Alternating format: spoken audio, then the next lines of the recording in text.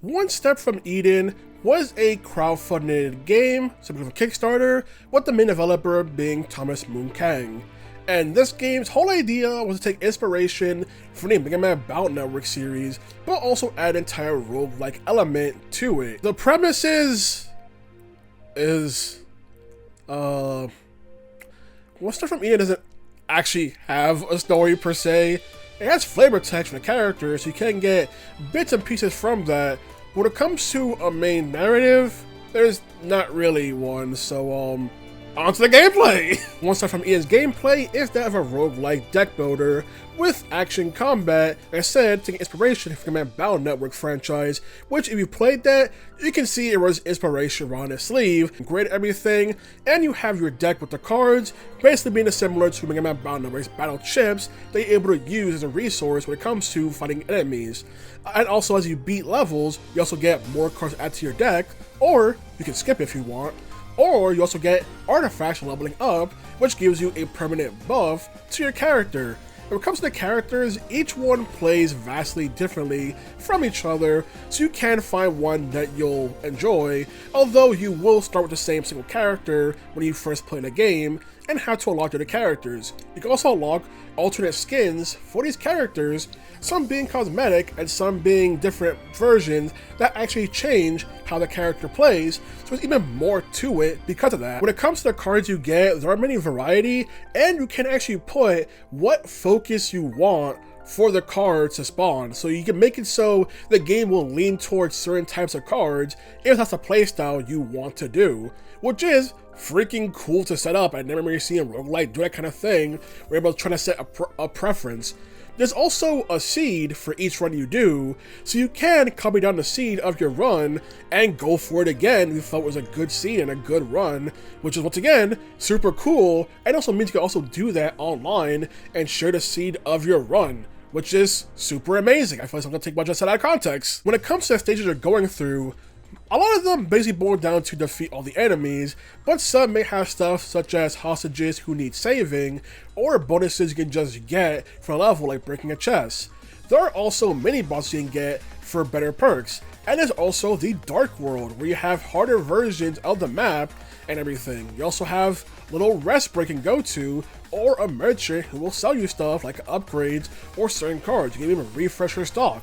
But if you're in the Dark World, then the merchant will take your health as payment instead of the actual currency of the game, so keep an eye out on that if you're in the Dark World. At the end of each stage, there's also a boss. And what's interesting, the fact that is because it's fully randomized, the bosses you'll face depends on which stage you select out of 3 options from beating a stage, and the further in you go, the more powerful the boss will become.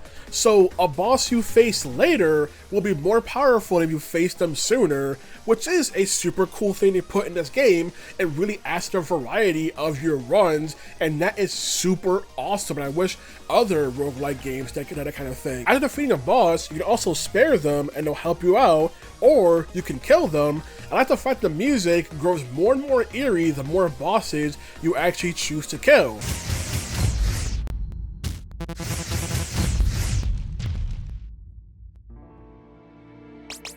It's not just a gameplay thing of deciding which one to spare or kill, but also the fact that there are different final bosses depending on the run you're doing and your stuff you're going for, so there's different challenges on top of that aspect, which is freaking cool to include, and I love that. Some of the cards I specifically like going for in this game are the ones that raise your shield and also add poison, because hey, poison damage is good.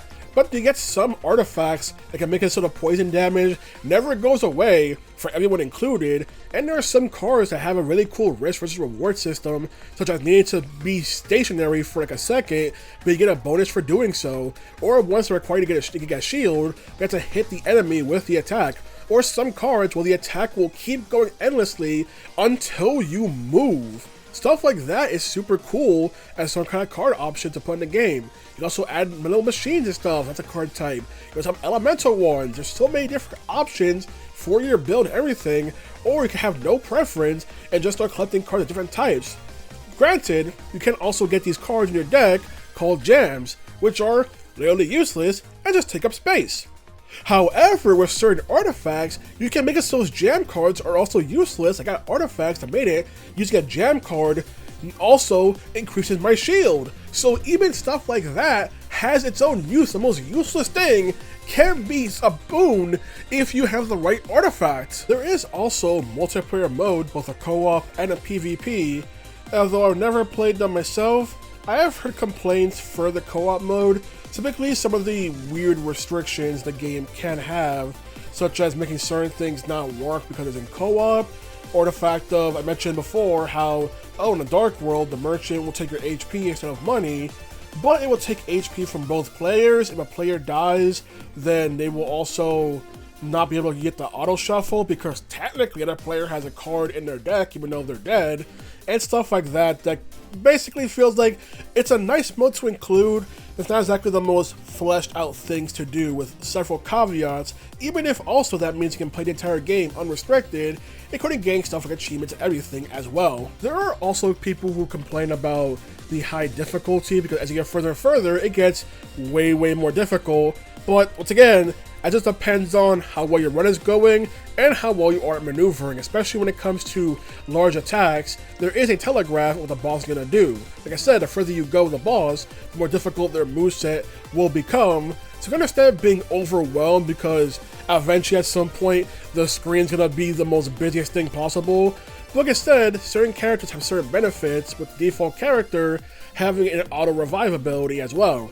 Plus, if you're on a run and sparing people, then those people will also help you out as well. So there are many things that can turn the tide in your favor as well. So I don't really get the complaints of high difficulty because, yeah, it's gonna be difficult because of the fact of it's a roguelike and things will get more difficult. We have many things to help you out and many risk versus reward options to go after, and different final bosses depending on what route you're doing. So it's like, yeah, like I get it if you're like person who's killing all the bosses, it'd be more difficult, but that's a choice you're willing to make, so of course it's going to be more difficult as a result. Now I could go more to PvP mode and how the issue of giving players pre-made decks and everything, but the PvP mode was expanded to its own game, Duelist of Eden, so there is an entire game based on that if you care more for that as an option. But we're talking about Monster from Eden here, not Duelist of Eden, so let's get back on topic. Overall, I liked Monster from Eden came out, and I still greatly enjoy it, especially with some of the new updates to make things more smoother. It's just a super fun game to play, the amount of variety in it. Like the fact that even the poster character can become a boss if you don't pick her, but with her own boss mechanics that get more difficult if you choose to fight her later rather than sooner. So there's stuff like that, just so much variety where each new run is interesting. It'll take on average probably like 30 to 35 minutes to fully complete a run, maybe 40 minutes, but with how much stuff there is to see and get, and how different each character plays, it's just super fun to do and doesn't really feel like repetitive or anything because of so much variety in it. Or the stuff like do the Dark World, do a freaking full kill all bosses run, save all the bosses, stuff like that they can do in the game, and just adds more and more to this game. A developer himself put it as wanting to fill the bound number void. Especially nowadays, Bundle Collection came out, but hey, everyone's happy to see that. We got that, and Monster from Eden as well. So everyone wins. I was saying Monster from Eden is just a super cool roguelike deck builder, taking inspiration from my Bound Network, and I'm just super glad it exists, and I'm glad I backed this game when it first got launched as crowdfunding, so that was super cool. So what I gotta say about it, alright, good day.